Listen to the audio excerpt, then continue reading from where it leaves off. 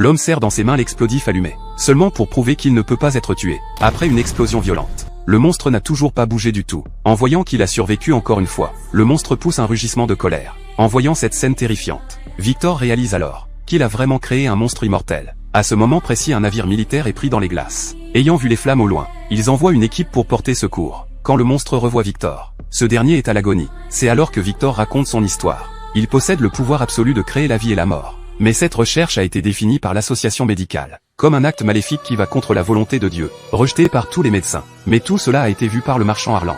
Il trouve alors Victor, exprime son désir de coopérer. Il est prêt à fournir des ressources illimitées pour que Victor continue ses recherches. Si la recherche réussit finalement, la technologie doit être utilisée en premier sur Harland, car il souffre déjà d'une maladie mortelle. Il n'a plus le temps d'attendre. Ainsi commence l'expérience de ressusciter les morts et créer l'immortalité. Mais l'expérience nécessite beaucoup de cadavres frais. Victor ne peut que choisir sur le lieu d'exécution, tout en menant ses recherches à la maison. Mais avec le temps et l'arrêt de la guerre, Harland ne peut plus fournir assez de fonds pour les recherches de Victor.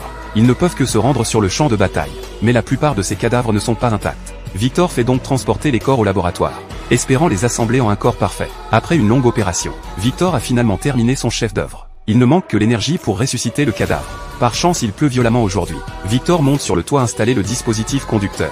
À ce moment crucial, Harland exige soudain que son cerveau soit placé dans ce corps. Cependant, Victor pense que le cerveau de Harland a été rongé par la maladie. Il ne convient absolument pas à l'expérience. Il ne permettra absolument pas que son expérience échoue. Pour empêcher l'autre, Harland ne peut que saisir la tige de foudre. Commence à menacer Victor. Mais pour récupérer cet équipement expérimental crucial, Victor pousse accidentellement Harland du toit. Quand Victor descend vérifier, il découvre que l'autre est complètement mort. Mais Victor ne compte toujours pas arrêter l'expérience. Il installe l'équipement expérimental, ajuste les instruments. Avec l'éclair aveuglant qui entre dans le laboratoire, d'énergie innombrable entre dans le corps.